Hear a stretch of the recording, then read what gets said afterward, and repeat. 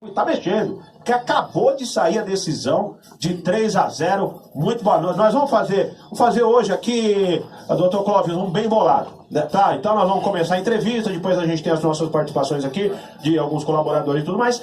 E eu gostaria de abrir o programa hoje justamente traçando esse mapa, vamos dizer assim, do que aconteceu nesta quarta-feira histórica para o Brasil. Histórica não do ponto de vista apenas da condenação, mas do ponto de vista de que eu, pelo menos, desde que eu me conheço por gente, eu nunca vi um ex-presidente na berlinda, na justiça, como aconteceu, e agora com essa condenação. Então, eu gostaria, antes de mais nada, muito boa noite, obrigado pela participação, e que o senhor iniciasse aqui, dando uma geral para a gente sobre este dia histórico no país. Boa noite, Renato, aos ouvintes dessa maravilhosa rádio. É um prazer estar aqui novamente. Como eu havia afirmado anteriormente em vosso programa, que todas aquelas pessoas envolvidas, presidentes, ex-presidentes, senadores, seriam devidamente fritados pela justiça. Eu mantenho essa posição. O Brasil, felizmente, tem mudado para melhor.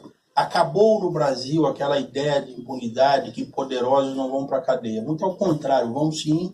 Nós já acabamos de ver recentemente sair da cadeia um dos homens mais ricos desse país, que é o Odebrecht, Marcelinho Odebrecht, e quando se prende uma figura de dinheiro, que nem Marcelo Odebrecht, acabou pro resto. O poder no mundo é quem tem dinheiro. Ex-presidente, ex-senador, ex-Zezinho, é um Zezinho como eu e outro qualquer.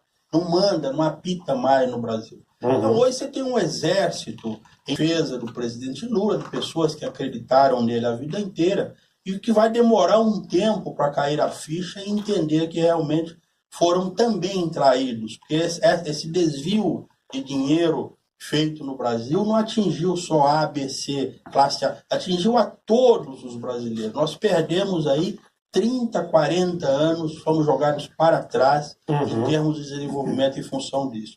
Agora, esses 3-0 hoje, pela manutenção da sentença do Lula, é importante e é emblemático pelo seguinte: se fosse 2-1, ele conseguiria empurrar os embargos de declaração e embargos infligentes por conta da divergência até a eleição. Mas 3-0 sepulta de vez a intenção deles disputar a presidência da República. Por quê? Agora, o senhor já vai falar da questão da política, mas antes de falar da questão política, eu gostaria de falar realmente da questão técnica do ponto de vista da pessoa do ex-presidente Lula, de maneira ainda conseguir se livrar dessa condenação em outras instâncias do Poder Judiciário?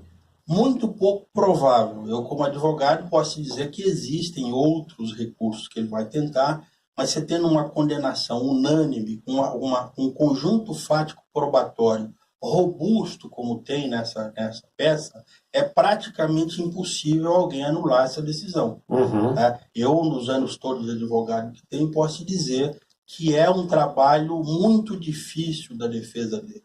Tanto é que a defesa dele fez um trabalho magnífico, teve que abandonar a parte técnica e tentar politizar a questão, porque não tinha defesa técnica a fazer. As provas falam por si, os autos. E isso ficou muito bem explicitado hoje no voto do relator, do revisor e do terceiro juiz. Que, aliás, aproveitando, doutor Clóvis, já que a gente está falando nesse aspecto, o voto do relator foi um voto que durou, se não me engano, de 3 a 4 horas. Né? Foi uma coisa realmente... E ele detalhou ali minuciosamente situações que envolveram o ex-presidente Lula no episódio do triplex do Guarujá. E eu gostaria de perguntar para o senhor, pela sua experiência, por tudo que o senhor acompanha há tantos anos nessa área, inclusive dos casos de corrupção que o senhor acompanha, que acompanhou ao longo tanta coisa que a gente tem no Brasil, né? Gostaria que o senhor falasse, é natural esse tipo de voto, é natural que o juiz explicite esse voto da maneira como ele explicitou, para que deixasse confirmada a configuração de crime envolvendo o ex-presidente Luiz Inácio Lula da Silva?